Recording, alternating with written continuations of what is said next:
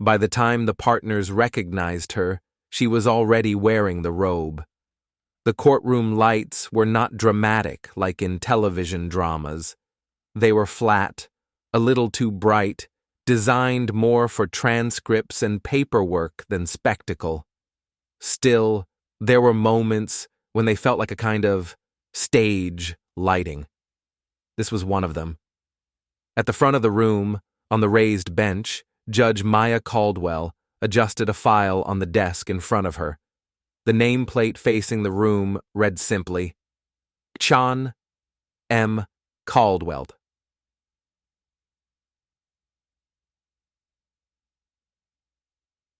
From where the partners of Fletcher, Drake, and Cole were sitting at counsel table, it was the only word that seemed to matter. Years earlier, they had called her something else entirely. Before the robe and the title, there had been a glass tower and a lobby that smelled faintly of money and polished wood. Fletcher, Drake, and Cole was one of those firms whose name meant something beyond its syllables.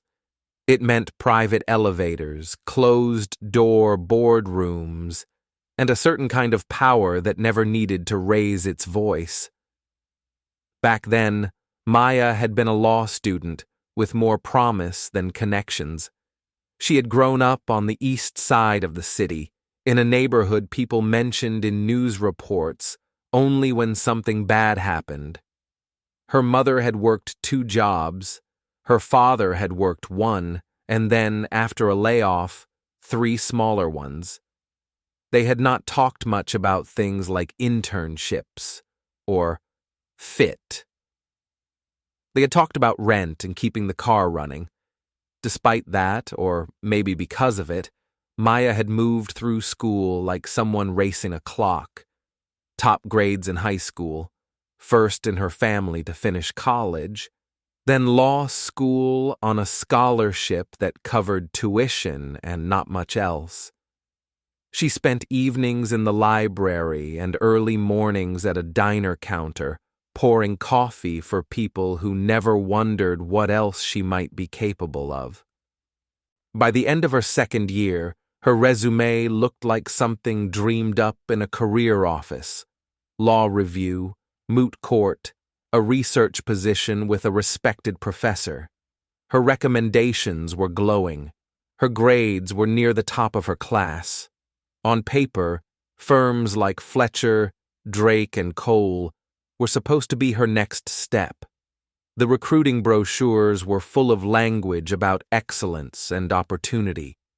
They showed group photos with 1 or 2 black and brown faces near the edge of the frame, carefully placed so that the firm could call itself diverse without actually changing much. Maya knew the odds. She knew that for every polished statement about inclusion, there were numbers that told a different story. Associate classes that looked like they had all come from the same few zip codes. Partnership ranks that were older, whiter, and more male than the city they served. Still, she applied. Ambition and realism are not mutually exclusive. Often, they occupy the same chair. The day of her interview, she walked into the firm's lobby wearing the best suit she could afford, a simple navy number bought on sale and tailored within an inch of its life. She carried a slim pad folio with extra copies of her resume, as if anyone in that building had not already looked her up online. She was greeted by a polished receptionist who offered water and a tight smile. Other candidates sat in a row of chairs nearby. Most were white. Their suits looked like they had never seen a sale rack. A few chatted easily, dropping references to summer trips and family friends who knew someone upstairs. Maya watched, listened, and felt that familiar double awareness settle in. On one level, she was a candidate like any other. On another, she was painfully aware that she would be read through a different lens the moment she walked into any room. The interviews went as well as such things can go. She spoke about her interest in complex litigation, about the satisfaction she found in untangling long chains of facts and law. She described her work on a project involving wrongful evictions, how she had helped a professor trace patterns in who was pushed out of certain neighborhoods and why. The partner listening, a man with silver hair and a habit of glancing at his watch, nodded politely. He seemed more animated when she mentioned the firm's pro bono work than when she mentioned the communities that work was supposed to help. In another room, a younger associate asked her about culture. The word floated in the air with no clear anchor. He spoke in vague terms about the firm being like a family, about long hours and shared values, about wanting people who would fit without friction. Maya answered as honestly as she could without sounding naive. She said she valued collaboration and candor.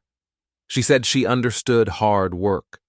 That concept needed no translation in her life. When the day ended, she walked out of the tower into the late afternoon sunlight feeling drained but not defeated. It had not been a disaster. It had not been a triumph. It had been something in between, which is often what the truth feels like. The rejection, when it came, arrived in the most impersonal way possible, an email that could have been sent to anyone. The message thanked her for her time. It praised her achievements in generic terms. Then it arrived at the phrase that would stay with her far longer than the rest. The firm had concluded that she was not the right fit for the culture at this time. The words looked polite. To her, they felt like a thin curtain over something darker. She knew what she had brought into those rooms: grades, grit, a track record of doing more with less. She also knew what she had not brought: a family name anyone recognized, a summer spent in some partner's favorite coastal town, a face that matched the unspoken template of who belonged in those glass offices. The phrase followed her around for a while. Not the right fit. At this time. It echoed in the back of her head when she sat in other interviews, when she filled out other applications, when she stared at the ceiling of her small apartment at night, counting how many months her savings would stretch if nothing worked out. Then life did what it often does when a door closes with a little too much confidence. It opened another one down the hall. A smaller firm, less glossy, more cramped, much more alive, offered her a summer spot. They did civil rights work, housing cases, employment discrimination, the kind of matters that never made the business section but changed whether people could sleep at night without fear of losing what little they had. There were no private elevators there. The coffee was bad, and the hours were not much better than at the big firm. But when Maya spoke about the law, no one looked at her like she was a curious exception that had slipped through a crack. They looked at her like a colleague in training.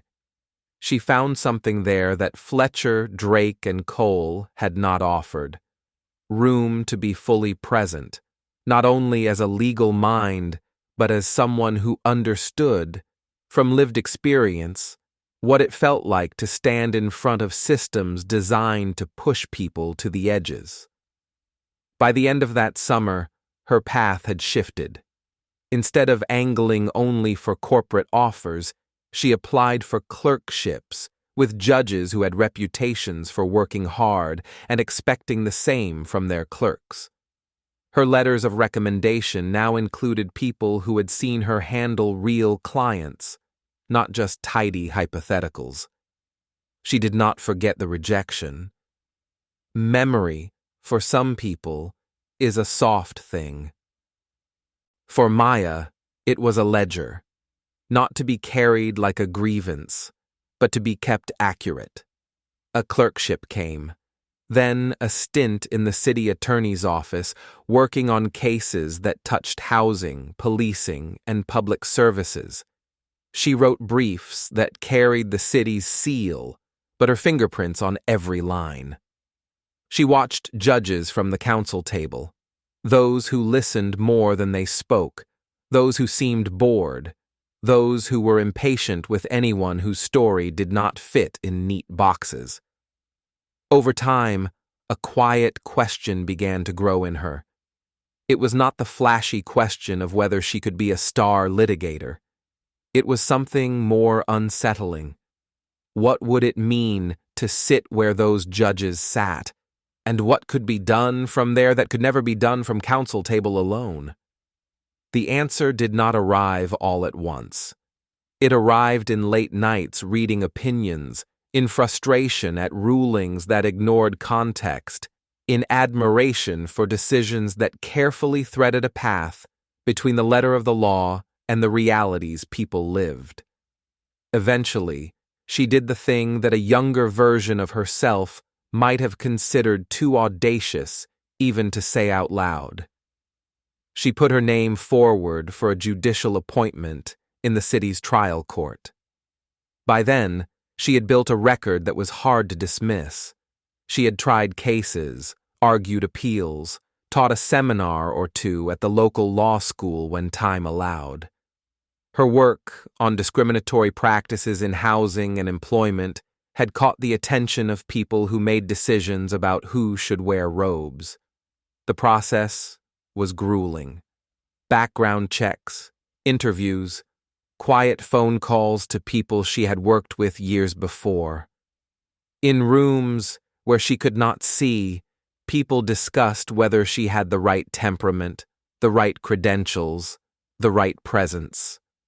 No one said culture fit in those meetings, but she suspected the concept hovered there too, reshaped in more formal language. When the appointment finally came through, it came not as a trumpet blast, but as a letter and a phone call on an otherwise ordinary day. She took the oath in a ceremony that felt too small for the weight she felt inside.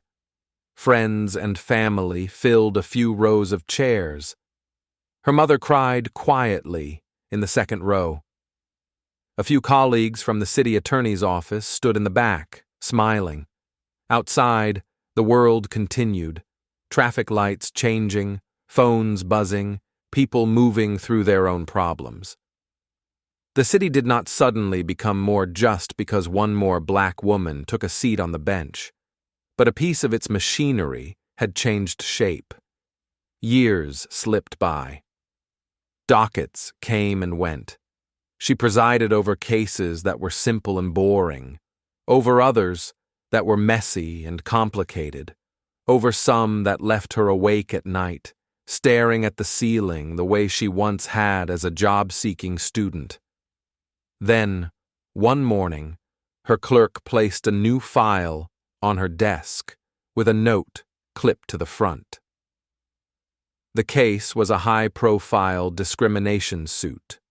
A group of tenants from a cluster of older apartment buildings alleged that they had been systematically pushed out through a mix of neglect, selective enforcement of rules, and sudden rent hikes aimed only at certain households. The landlords, in turn, were backed by a sophisticated defense. The name of that defense firm was printed neatly under the heading Fletcher, Drake, and Cole. For a moment, Maya simply looked at the letters.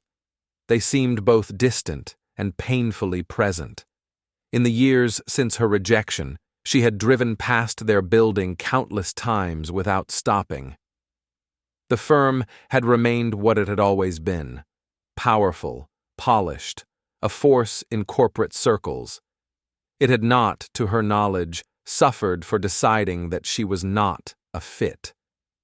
Now, its partners would be standing in her courtroom, not as gatekeepers, but as advocates required to answer her questions.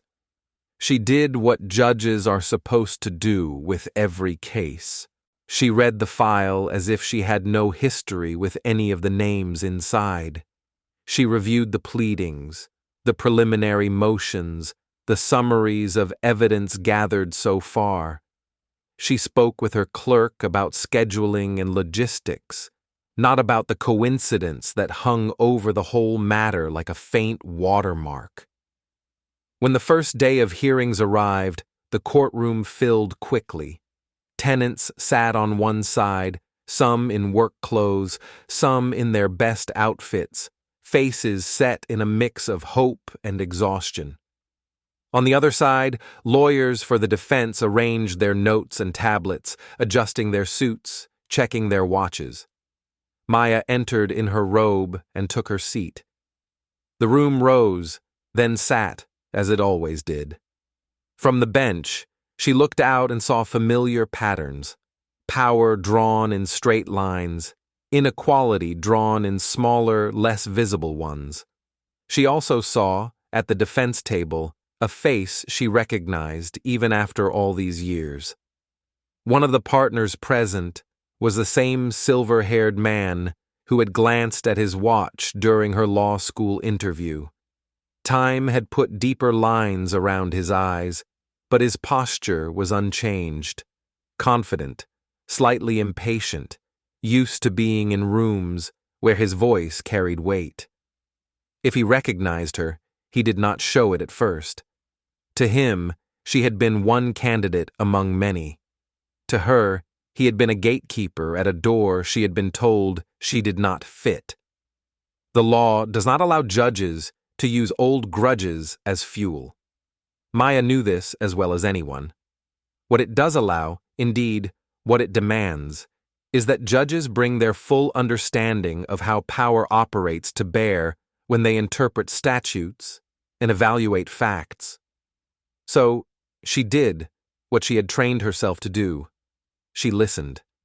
She listened as tenants described mold that never got fixed and elevators that broke down only in certain buildings. She listened as they explained letters sent only to households with last names that suggested a particular background. She listened to the fear in the voice of a grandmother who had lived in her apartment for 30 years, now suddenly told that she was no longer compliant with policies that had existed, unmentioned, for decades. She listened to the firm's lawyers offer explanations: market conditions, maintenance backlogs, neutral policies applied evenly. She watched their charts and graphs. She made notes when their stories left gaps big enough to drive a moving truck through. As the case unfolded, she used the tools available to her. She issued orders requiring the production of internal emails that someone had hoped would never see daylight. She pushed for data broken down by race and neighborhood, not just neat citywide averages that smoothed out all the sharp edges. She denied motions that sought to limit testimony to abstract numbers and insisted that lived experiences were not distractions, but evidence. In chambers, in the quiet after long days, she drafted rulings that did something more than referee this one dispute. Without mentioning her own past, she wrote about the way fit can become a shield for discrimination when left undefined. She noted how institutions often describe patterns as accidents until someone forces them to confront the numbers. She explained, in careful legal language, that the law did not recognize comfort as a valid defense when comfort was built on excluding certain groups from stability. She knew her words would be read not only by the parties in front of her, but by other courts, by lawyers advising other clients, by law students looking for guidance about what justice might look like in practice. When the case reached its conclusion, her decision was not a clean victory for one side and devastation for the other. Real life rarely offers such symmetry. But it was clear. She found that the landlords had, over time, engaged in practices that disproportionately harmed tenants of color and tenants from low-income backgrounds, even if no one had ever written such a policy down. She ordered remedies that went beyond individual checks. Changes in procedures, oversight mechanisms, training requirements. The defense firm lost some arguments and salvaged others. They would live to fight more cases. Their building would remain standing. But some of the ground under their usual strategies had shifted. After the ruling, as the courtroom emptied, the silver-haired partner approached the bench for a brief conference on scheduling unrelated matters. As he looked up at her, something in his expression altered. For a moment, the practiced mask slipped. Recognition flickered. Perhaps he remembered the promising law student whose file had crossed his desk years ago, the one labeled, "Not a Fit." Perhaps he did not remember her name, but recognized the arc. Someone once kept at a distance, now sitting in a seat he could not occupy, no matter how many billable hours he recorded. Maya did not offer him any hint of her own memory. She simply handled the administrative issue, thanked counsel, and adjourned for the day. In the elevator later, alone with her thoughts, she let herself acknowledge the quiet twist of the story. A firm that had once deemed her wrong for its culture now had to adapt, in some small way, to a legal culture she was helping to shape. The point, she reminded herself, was not revenge. It was correction. The firm would continue to take on prestigious clients and high-stakes cases. It would continue, no doubt, to use phrases like fit when it evaluated young applicants. But somewhere in its training materials, somewhere in its internal risk calculations, there would now be a line about what could happen when systems of bias were pushed into the light of a courtroom. In that sense, the most important audience for her work was not Fletcher, Drake, and Cole itself, but everyone watching from the gallery. Tenants, young lawyers, law students from neighborhoods like the one she grew up in. For them, the story carried a different message. Being told you do not fit is not the end of your usefulness to the law. Sometimes it is the beginning of understanding exactly how and where the law needs to change. Years after a firm's partners decided that a talented black student was wrong for their culture, they found themselves standing when she entered the room, waiting for her to tell them what the law required. They had once assumed the power to decide whose presence fit their walls. In the end, it was her signature on the order that would decide how they, and others like them, would have to behave outside those walls.